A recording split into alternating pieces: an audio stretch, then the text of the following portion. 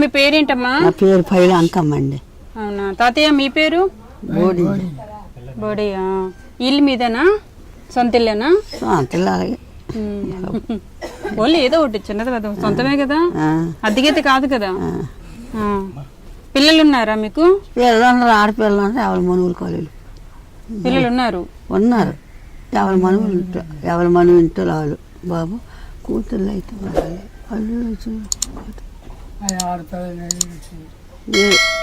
వంట అది ఎవరు చేస్తున్నారు మీకు? అంటే అమ్మకి చేతికి ఇచ్చిస్తే ఎవరిని మరిగేసి ఇస్తారు.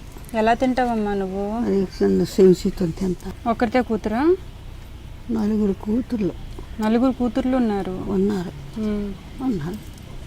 మీకేమైనా చేతులకి?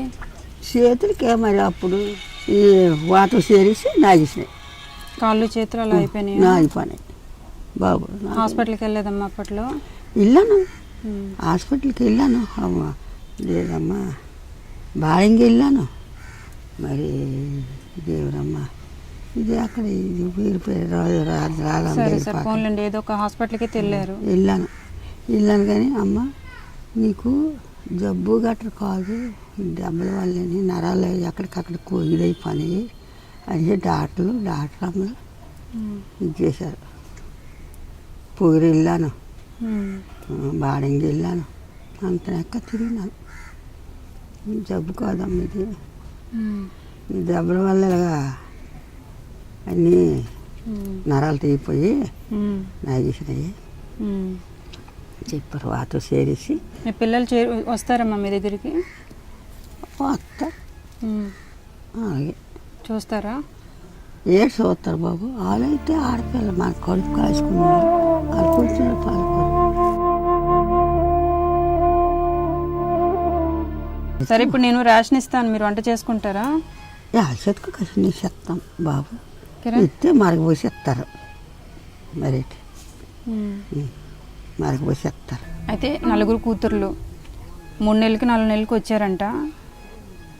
మీరేం పెట్టినా పెట్టకపోయినా కనీసం నలుగురు కూతుర్లు వారంలో ఒకరోజు గ్యాప్ ఇచ్చి వచ్చినా వీళ్ళకి పరిస్థితి రాదు. కొంచెం స్నానం చేయించడం, మీరు వాడి వదిలేసిన చీరలు ఏమైనా ఉంటే మీ అమ్మకి ఇవ్వటం, మీ ఆయన వదిలేసిన బట్టలు ఏమైనా ఉంటే మీ నాన్నకి ఇస్తే కొంచెం బాగుంటుందేమో అని నాకు అనిపిస్తుంది. ఎందుకంటే పిల్లలు లేకపోతే పర్వాలేదు, పిల్లలైతే ఉన్నారు కదా, వీళ్ళకి పిల్లలైతే ఉన్నారంటే మీరే ఉన్నారు కాబట్టి రండి, నెలకి రండి, నెలకు ఒక్కొక్కరు చెప్పినైనా రండి, ఒక 2 రోజులైనా ఉండండి. మీరు 2 రోజులు ఉంటే వీళ్ళెంత పరిస్థితిలో ఉన్నారని మీకు అనిపిస్తుంది, ఎవరికైనా జాలి అనిపిస్తుంది. అరే మా అమ్మ ఎంత దారుణమైన పరిస్థితిలో ఉంది, మా అమ్మకి కాళ్ళు చేతులు ఇలా అయిపోయాయి కదా అని మీకు కూడా తెలుసు. ఆవిడ బట్టలు ఉతుక్కుంటుందంట, పాపం స్పూన్తో అన్నం తింటుందంట, మరి తినాలి తప్పదు. కాబట్టి జయ, నర్సు, విజయ రండి, మీ అమ్మ దగ్గరికి మీ నాన్న దగ్గరికి రండి. ఎంతో కొంత ఏదో ఒకటి తెచ్చి వాళ్ళు తినేవరకైనా ఉండి మీరు వెళ్ళండి. వాళ్ళు కనీసం మానసికంగా కాస్త తృప్తిగా ఉంటారు. ఇల్లు శుభ్రం చేసే పరిస్థితిలో వాళ్ళు లేరు. మీ నాన్న కాళ్ళు పక్కన పెట్టాలన్నా కానీ చాలా కష్టపడుతున్నారు. ఎంత బాధపడుతున్నారో లోపల. కాకపోతే ఒకరికొకరు తోడున్నారు కాబట్టి ఇంకేదో అడ్జస్ట్ అయిపోతున్నారు. అలాగా ఆ తల్లి మనసు బయటపడకపోవచ్చు. మిమ్మల్ని ఫోన్లో మాట్లాడాలనో లేకపోతే కళ్ళతో చూడాలనో ఏదో ఒకటి అనిపించినా వాళ్ళ పరిస్థితిలో లేరు కాబట్టి మీరే కొడుకులుగా ఉండి మీ అమ్మ నాన్నని చూసుకోవడానికి రండి. వాళ్ళకి ఏం తినాలనిపిస్తుందో కనుక్కోండి. నెలకొకసారి మనం ఖర్చు పెట్టే దాంట్లో ఎంతో కొంత వీలుగా పెట్టండి. బాధపడకండి. మరి మీ కూతుర్లకి పరిస్థితి ఎలా ఉందో తెలియదు అని మీరే చెప్పారు కాబట్టి సరే, మరి ఇంకేం చేస్తాం, భగవంతుడు మనకి ఏది ఇస్తే అదే తీసుకోవాలి కాబట్టి.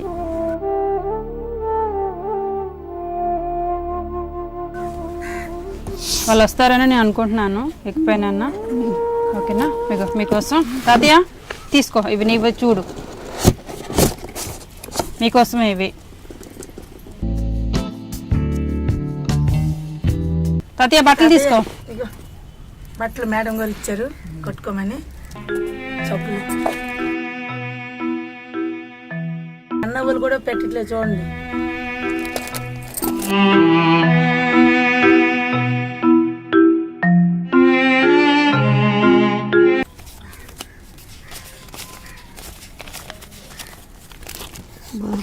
తాతయ్య డబ్బులు అమ్మ జాగ్రత్త అమ్మ, ఖర్చు పెట్టుకో. ఎక్కడ పెడతావో ఏంటో. పెట్టుకుంటాను బాబు, జాయిలు పెట్టుకుంటాను. సరే మరి నేను వెళ్తానా మేడం గారు సరేనా మరి బాయ్ బాయ్.